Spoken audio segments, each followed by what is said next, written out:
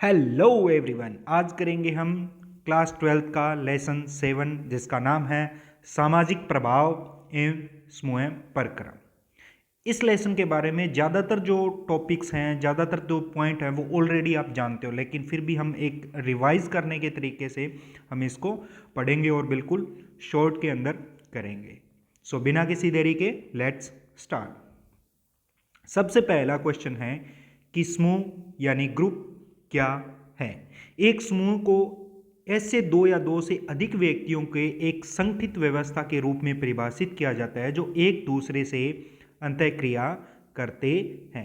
यानी दो या दो से अधिक ऐसे व्यक्तियों की संगठित व्यवस्था है जो एक दूसरे से अंतःक्रिया करते हैं और एक दूसरे पर निर्भर रहते हैं, जिनकी एक जैसी अभिप्रेरणा होती है।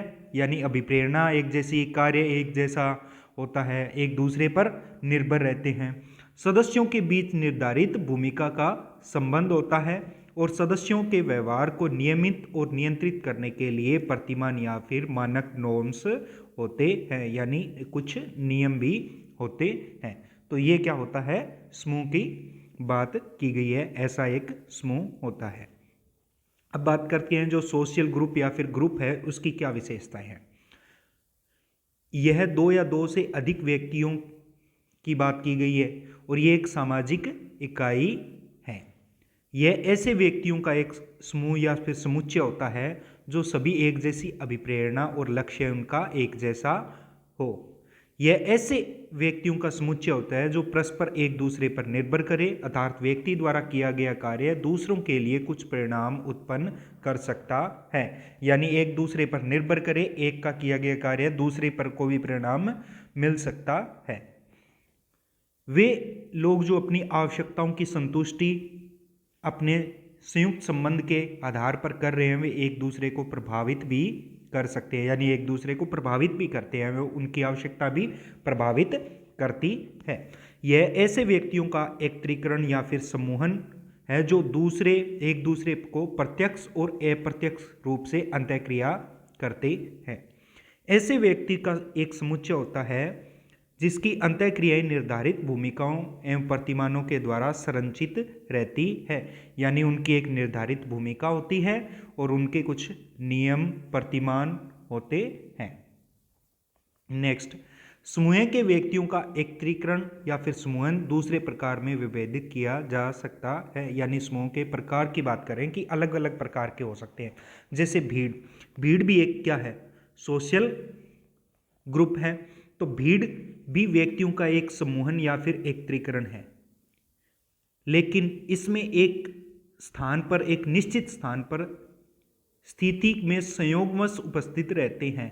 यानी संयोगवश व्यक्ति क्या है, वहां पर उपस्थित हो जाते हैं, उसको क्या बोलते हैं, भीड़। बाद में बात करते हैं हम दर्शकगण या फिर श्रोता।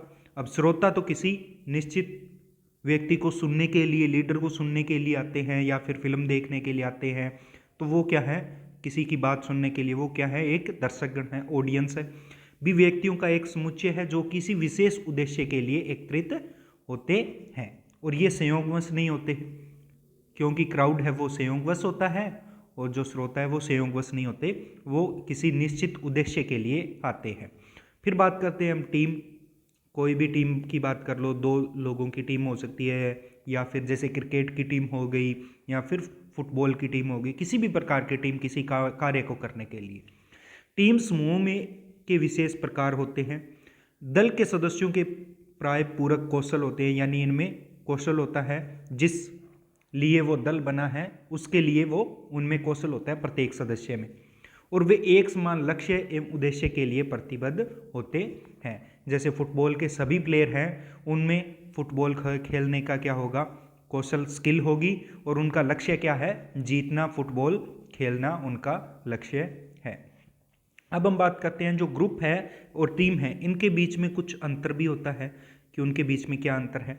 सोशल ग्रुप में सदस्यों के व्यक्तिगत योगदानों पर निष्पादन आश्रित रहता है। यानी सभी का जो योगदान होगा उनके ऊपर उनका परिणाम मिलेगा। दल में व्यक्तिगत योगदान दल कार्य और टीम कार्य दोनों में महत्व रखते हैं। यानी दल जो टीम है इसके अंदर अंतर्गत क्या होता है, खुद का एक व्यक्तिगत योगदान भी होता है और पूरी टीम का भी क्या होता है, योगदान होता है। समूह में नेता या समूह का मुखिया कार्य की जिम्मेदारी संभालता है, लेकिन जब दल की बात करें तो उसमें एक नेता तो होता है, लेकिन सभी सदस्य हैं उनकी समूह की जिम्मेदारी होती है। यानी जिम्मेदारी सिर्फ एक व्यक्ति नहीं संभालता, सभी सदस्य संभालते हैं टीम के अंदर। तो ये थी सदस्य जो टीम और ग्रुप है, सोशल ग्रुप, उनके बीच में अंतर की बात। व्यक्ति क्यों किसी समूह में सम्मिलित होते हैं या फिर निर्माण करते हैं, क्यों किसी समूह में सम्मिलित होते हैं, उसके कारण क्या है। पहला है सुरक्षा। वो सुरक्षा का अनुभव करते हैं जब किसी ग्रुप में शामिल होते हैं, व्यक्तिगत जो सोशल ग्रुप होता है उसमें शामिल होते हैं, तब वो सुरक्षा के लिए उसमें शामिल होते हैं। दूसरा, अपनी प्रतिष्ठा या हैसियत या फिर स्टेटस के लिए क्या होते हैं, वो उसमें शामिल होते हैं। कभी कभी वो आत्मसम्मान, सेल्फ स्टीम के लिए भी शामिल होते हैं। व्यक्तिगत और जो मनोवैज्ञानिक और सामाजिक आवश्यकता हैं उनकी पूर्ति के लिए भी वो क्या हो जाते हैं, सोशल ग्रुप में शामिल हो जाते हैं।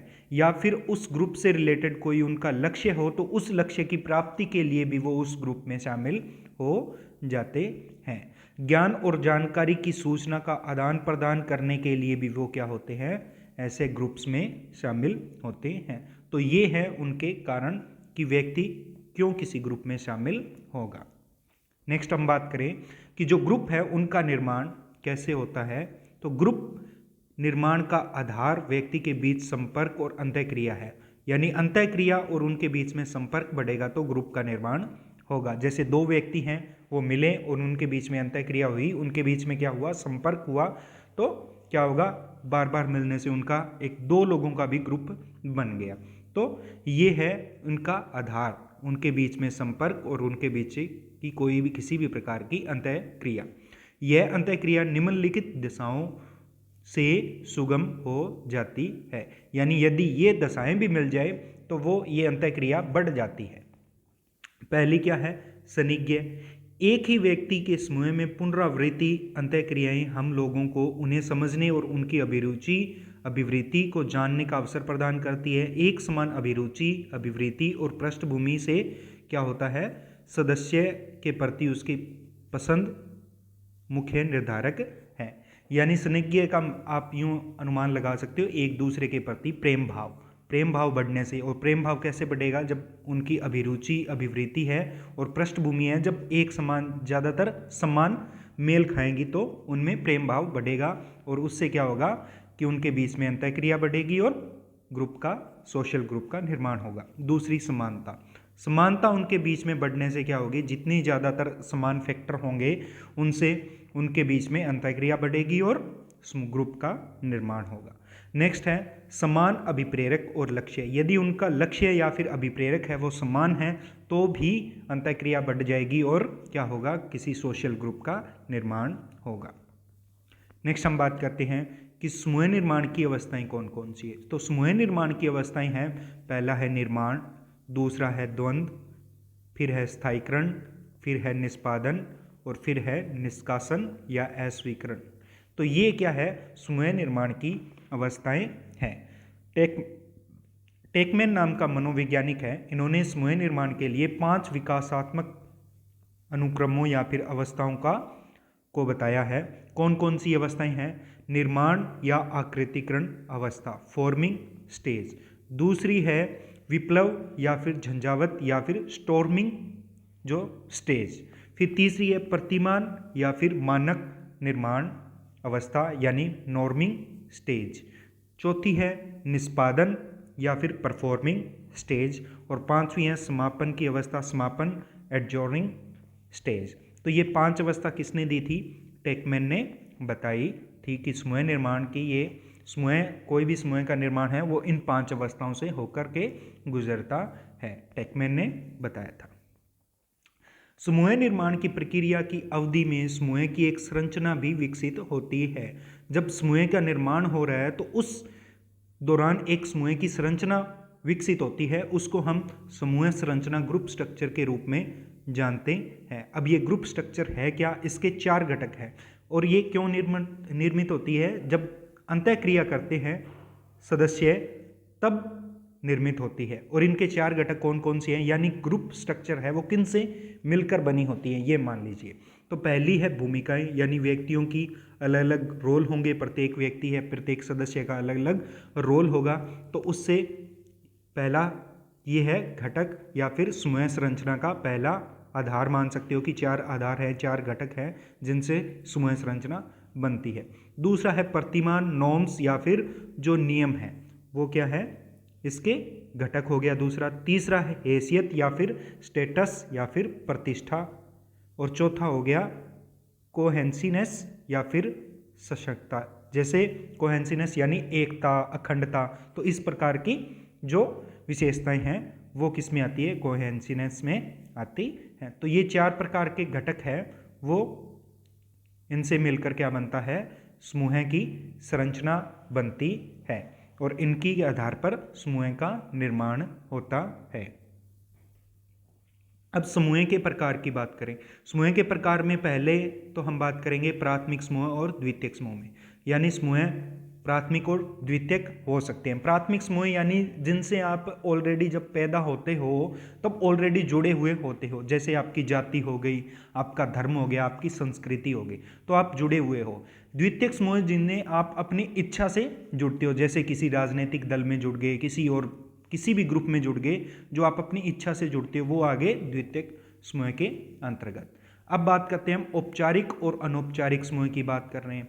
तो औपचारिक समूह जिनके अंदर कुछ नियम होते हैं, उन समूह के जुड़ने से के नियम होते हैं, उनमें रहने के, उनमें कार्य करने के, उनकी भूमिकाएं अलग अलग होती है, तो वो क्या हो गए औपचारिक। और जिनमें ऐसे नियम नहीं होते, नियम कम होते हैं, बहुत ही कम होते हैं, वो हो गए अनौपचारिक समूह। जैसे आप मित्र मंडली बनाते हो, ठीक है, तो वो क्या हो गया, एक अनौपचारिक समूह हो गया। फिर बात करते हैं हम अंतः समूह और बाह्य समूह की। अंतः समूह का मतलब खुद का समूह, जैसे हमारा, हम, ये क्या है, अंतः समूह की बात हो रही है। वो, दे, वो क्या हो गई, यानी ये बाह्य समूह, दूसरे समूह की बात हो रही है तो बाह्य समूह, और खुद के समूह की बात हो रही है तो वो अंतः समूह की बात, यानी हमारा, वी, WEV, हमारा से मतलब, ठीक है, तो वो अंतः समूह। वी की भावना हो और जहां पर दे की भावना हो वो क्या हो गई, बाह्य समूह, बात करते वक्त की वे लोग, ठीक है, वो समूह। तो ये हो गया अंतः समूह और बाह्य समूह। नेक्स्ट हम बात करते हैं कि व्यक्ति के व्यवहार पर समूह प्रभाव कैसे डालता है।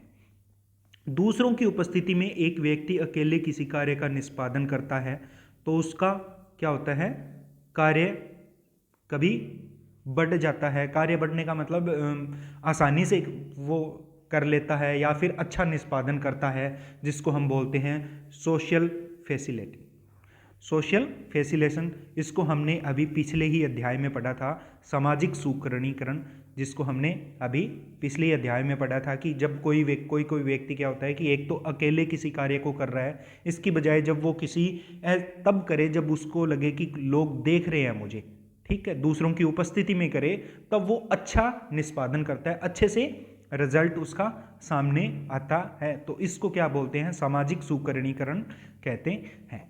दूसरा कौन सा है कि जब एक बड़े समूह का अंग के रूप में व्यक्ति साथ मिलकर या किसी ग्रुप में कार्य करे तो उसको बोलते हैं सामाजिक सरोचार, सोशल लोफिंग।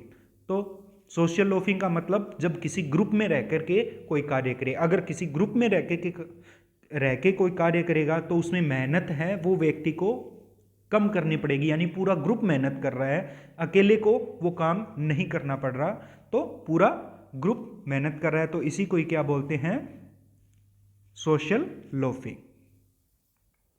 अब हम बात करते हैं अनुरूपता, अनुपालन और आज्ञापालन। ऐसे वर्ड आपने सुने होंगे, अनुरूपता क्या है, अनुपालन क्या है, आज्ञापालन तो आपने सुना ही है। सामूहिक, जो समूह एवं व्यक्ति हम लोगों पर प्रभाव डालते हैं, यह प्रभाव हम लोगों को अपने व्यवहार को एक विशिष्ट दिशा में परिवर्तित करने के लिए बाध्य कर देता है। सामाजिक प्रभाव है जो सोशल इन्फ्लुएंस है, उन प्रक्रमों को इंगित करता है जिसके द्वारा हमारे व्यवहार और अभिवृत्तियां हैं दूसरे लोगों की काल्पनिक और वास्तविक उपस्थिति से प्रभावित होते हैं। तो अब हम जो अनुरूपता, अनुपालन और आज्ञा पालन है, ये क्या है, किससे प्रभावित हो रहे हैं, दूसरे लोगों की उपस्थिति से या फिर उनकी कल्पना से ही प्रभावित हो रहे हैं, जिसको हम सोशल इन्फ्लुएंस कहते हैं। अब हम देखेंगे अनुरूपता क्या है, अनुपालन क्या है, आज्ञा पालन क्या है। आज्ञा पालन का सीधा सा अर्थ है कि कोई हमें आदेश दे रहा है कि ये कार्य तुम्हें करना है, ऐसे करना है, इस समूह से जुड़ना है, कोई हमें दे रहा है, कोई जो ज्ञाता हो सकता है या फिर कोई बड़ा हो सकता है, तो वो क्या हो गया, आज्ञा पालन हो गया। अब हम देखते हैं अनुरूपता।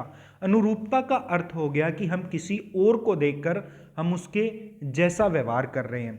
जैसे कि आपके स्कूल के अंदर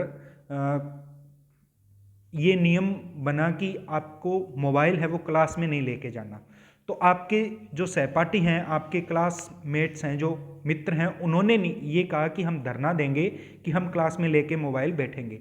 अब आपकी इच्छा तो ये थी कि आप भी स्कूल के नियम के अनुसार चलेंगे, लेकिन आपने क्या किया, अपने सहपाठियों के अनुरूप व्यवहार किया। आपने भी कहा कि हम भी धरना करेंगे। वो क्या हो गई, समूह के साथ व्यवहार करना, तो वो हो गई अनुरूपता।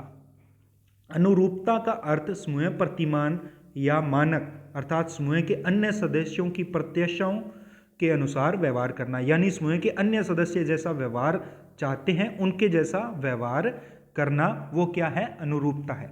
वे लोग जो अनुरूपता नहीं प्रदर्शित करते, यानी अपने सदस्यों के जैसा व्यवहार नहीं प्रदर्शित करते, उन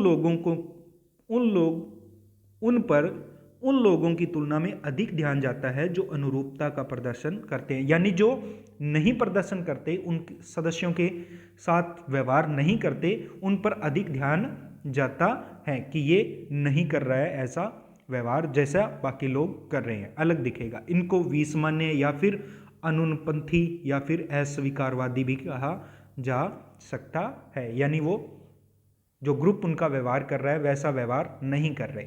अब हम बात कर रहे हैं अनुपालन की। अनुपालन ऐसी बाह्य स्थितियां होती है जो व्यक्ति को अन्य महत्वपूर्ण व्यक्तियों के प्रभाव को स्वीकार करने के लिए बाध्य करती है। जैसे आपके पिताजी ने कुछ आपको कार्य दिया कि आप ऐसा कर सकते हो, तो आप उस कार्य को, आपकी इच्छा है कि आप ऐसा करना चाहते हो या नहीं, आपकी इच्छा पे बात छोड़ दी उन्होंने, तो आज्ञा नहीं दी आपकी इच्छा पे कि आप ऐसा कर सकते हो। अगर आप उनकी बात मानते हो तो क्या होगी, वो अनुपालना हो गई। किसी व्यक्ति के अनुरोध पर एक विशिष्ट तरीके से व्यवहार करने को ही क्या कहते हैं, अनुपालना कहते हैं। यानी आपके पिताजी ने आपको अनुरोध किया कि आप ये कर लीजिए और आप पर बात छोड़ दी, आज्ञा नहीं दी, आपसे अनुरोध किया है, तो उस अनुरोध का पालन करना क्या हो गया, अनुपालना हो गई। तो ये था अनुरूपता, अनुपालन और आज्ञा पालन में अंतर या फिर क्या क्या होते हैं ये। आज्ञा पालन सामाजिक प्रभाव का सबसे प्रत्यक्ष एवं स्पष्ट रूप है, यानी इसको करना ही पड़ेगा। सबसे प्रत्यक्ष और स्पष्ट रूप है कि ऐसा करना है, स्पष्ट है। अनुपालन क्या है, आज्ञा पालन की तुलना में कम प्रत्यक्ष है, क्योंकि आपसे अनुरोध किया है तब आपने अनुपालन किया है या फिर नहीं किया, इसको अस्वीकार करने की प्रायिकता भी पाई जाती है। यानी अनुपालन कर भी सकते हैं और नहीं भी कर सकते, यानी अस्वीकार भी कर सकते हैं उसको। अनुरूपता क्या है, ये सबसे अप्रत्यक्ष रूप है। इसके लिए आप अनुरूपता प्रदर्शन करते हैं क्योंकि आप समूह के मानक में विषमान्य में नहीं आना चाहते, यानी आप नहीं चाहते कि लोग आप पर ध्यान दें, इसलिए आप समूह में शामिल हो जाते हैं, उनके जैसा व्यवहार करते हैं। अब बात करते हैं कि एक मनोवैज्ञानिक थे कैलमैन ने 3 प्रकार के सामाजिक प्रभाव के मध्य विभेद किया। कौन कौन से 3 प्रभाव, सोशल इन्फ्लुएंस कौन से बताए थे कैलमैन ने? अनुपालन, जो हमने पढ़ लिया अनुपालन क्या होता है, तदात्मीकरण आइडेंटिफिकेशन और आंतरिकीकरण।